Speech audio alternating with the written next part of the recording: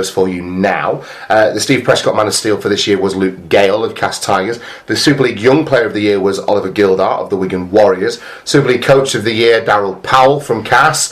The Hitman, Danny Houghton, was Hull FC and the top tackler with 1,123 tackles made this year. The top meter eater, unsurprisingly, was Alex Wormsley, who made a total of 4,256 metres for St Helens. This year's top try scorer was Greg Eden of the Castleford Tigers with 38, and the top gun was Mark Sneed of Hull FC with an 89% conversion rate. Outstanding contribution awards went to Thomas Bosk, Chris Bridge, Rob Burrow, Earl Crabtree, Gareth Ellis, Andy Lynch, Ifeta Paliacina and Leon Price. The Super League Club of the Year was Castleford Tigers, and the Foundation of the Year went to Wigan Warriors. That outstanding contribution reminds me of our new sloppy for Fondest Farewell, I think we called it, and it's basically the retiring player that you're going to miss the most. So our shortlist was largely drawn up from that list. It was. I would say for sure. Well, there's only a finite number of people retiring, Mark. There's going to be some overlap. I can't argue with like the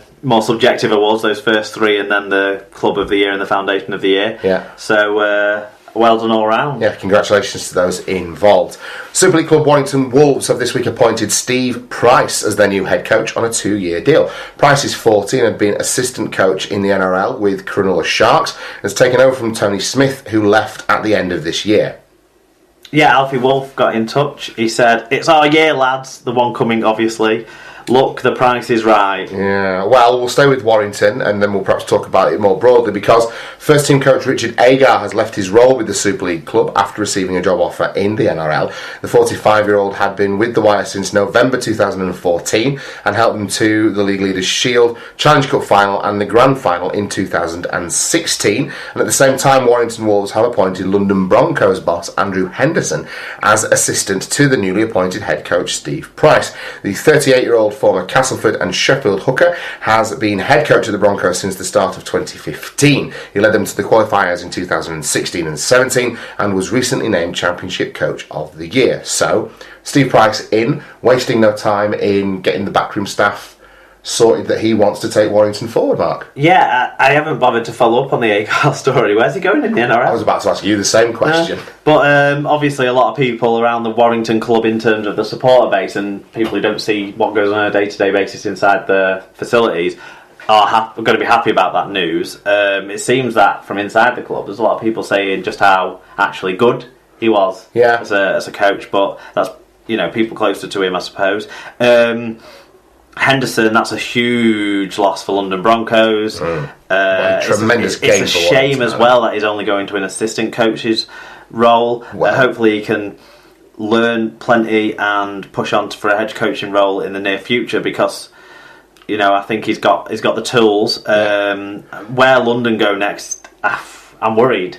Because I think so much of what they've done over the last 18 months has been off Andrew Henderson, but we'll see if that's the case, or if they've got a better unit around that's not going to get broken up. Hopefully we will see. But in terms of the headline, Steve Price, it was Leon Saturday reminded me that he'd sort of had been thrust into a similar sort of rebuild job with the Dragons, with the St George Illawarra Dragons after Wayne Bennett left, and he didn't exactly flourish in that role. We did win a World Club Challenge with them. But since then, he's obviously worked in the Cronulla system, so whilst knowing also things about, peptides and the things we were talking about before as well in terms of performance enhancing. You might say we have to sniff out a problem. But in all seriousness, he's worked in a fairly well-functioning outfit. I don't know if he'll have a different approach to how the game is played. But to Tony Swift, I suspect strongly that he will. And that might be something to adjust to for the Warrington faithful over the next couple of years. But they need to sort of start again, it felt like, after such a long era. Not that it was an unsuccessful era, but it was such a long era that it is a kind of, let's see what we can do differently. And so it's not a terrible appointment, is he? He's got some good stock in him, I suppose. I agree completely. Okay, Hull KR have signed teenage utility backs Will Dagger and Connor Williams as they prepare for their return to Super League next year. Dagger is 18 and joins the promoted Robins on a 3-year contract from Warrington Wolves after the club's agreed an undisclosed fee, while the 19-year-old Williams has signed a 12-month deal after being released by Salford Red Devils. So Hull KR are looking for some backup, I would suggest, and additions to their younger ranks at the team. Well, coming in at the right time, I think you're learning from the likes of Danny Maguire. Well, yeah, it's squad depth, very young players. I don't know how much game time they'll get, but it'll be interesting to see. It seems like a good environment to be learning in these days over at Hull KR. Leigh Centurions have signed centre Ben Crooks from the Super League side Castleford Tigers on a 2-year deal. The 24-year-old has played 23 games for Leigh already in a loan spell this season and scored 6 tries for the Centurions. That's a surprising bit of business. I think that's a good bit of business for Leigh.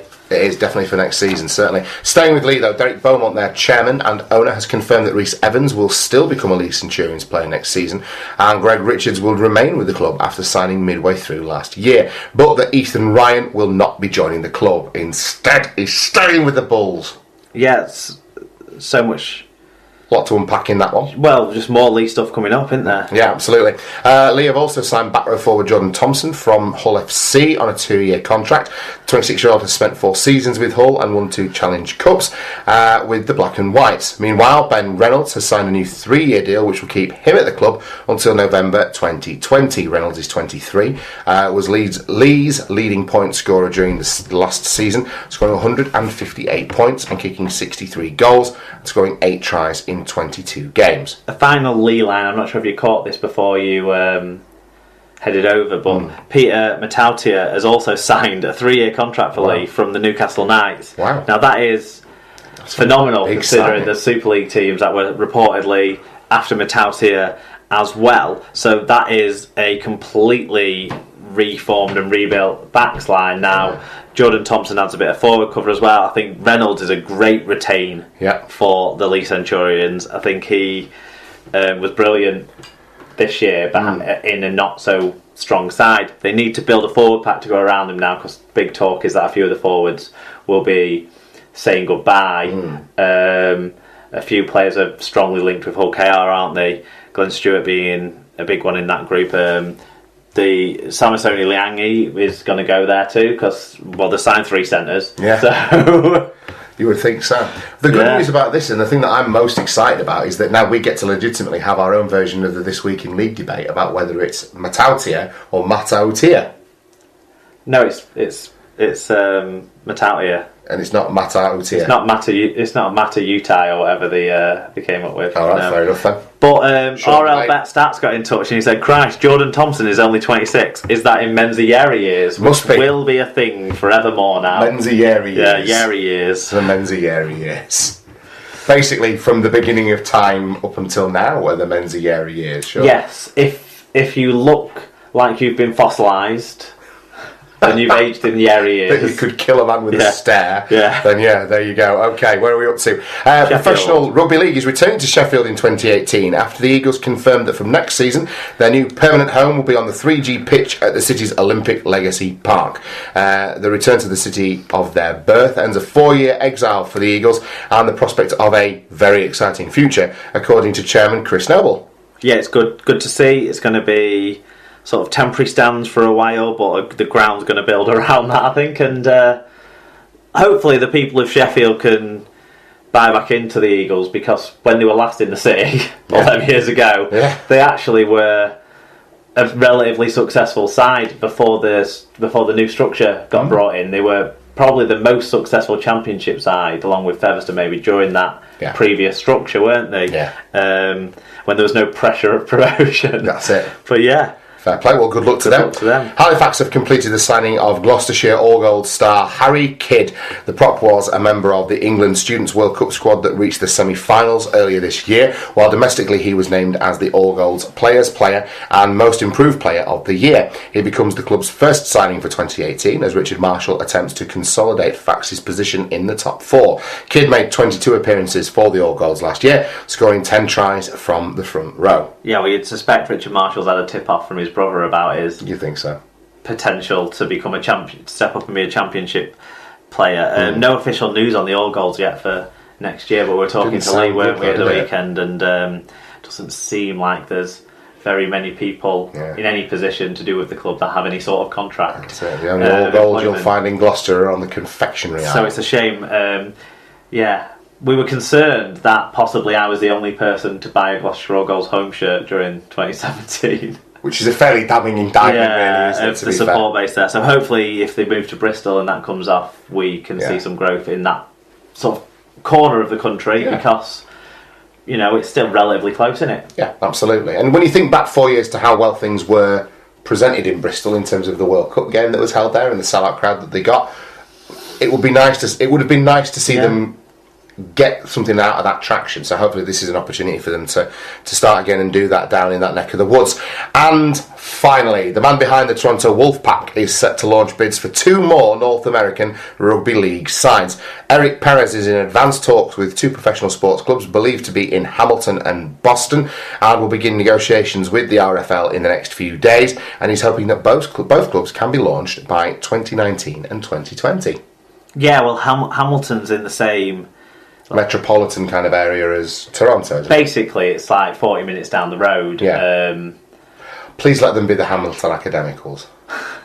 This talk is that they're going to be linked to other pro sports teams. Now, Hamilton, the only pro sports team I'm properly aware of in Hamilton is the Hamilton Tiger Cats, American football, Canadian football, sorry. They must have an ice hockey team floating around in the tiers below NHL, surely. Possibly in the Canadian League, they might have, but I don't know if that's they're professional or semi-professional or what they might be. But so it looks like they're going into areas that there's a potential for a build sports market, attachments to local clubs, which I think the Broncos are finding useful with the Trailfinders link up now, which and those sort of models should be replicated in the expansion areas, I think.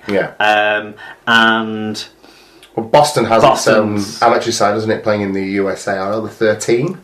The Boston 13s, yeah. So, and it's, an area that's got a connection to Britain, hasn't it, as well. So, so hopefully, we're big fans of the expansion of the sport. He's talking about 6 or 7 teams in a decade or so.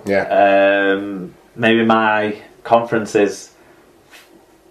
Well, we'll have a United Kingdom conference. It's going to be really interesting to see what happens come 2019 because so much different stuff's coming out and being suggested, and I have a feeling it might be as significant a shake-up as the Super League shake-up was or the Super League shake-up was intended to be. Yes. With some teams possibly not being semi-professional teams anymore and that sort of thing. So we shall see, but there's growth of the game as well as, other issues being addressed. Growth is good, let's say. Indeed. I couldn't agree more. Okay, that's the news taken care of. No. Oh, for fuck's sake. No, I was just going to say Thibault Margulet has signed a new 2-year contract with Catalan Dragons. I spotted before. I think I wish you on that bit of groundbreaking news in. Well, right. It's been good this year, hasn't he? Someone needs to have been. Right, may I continue? Yeah. That's the news from around the world of Rugby League. Let's take a look back now at the Super League Grand Final.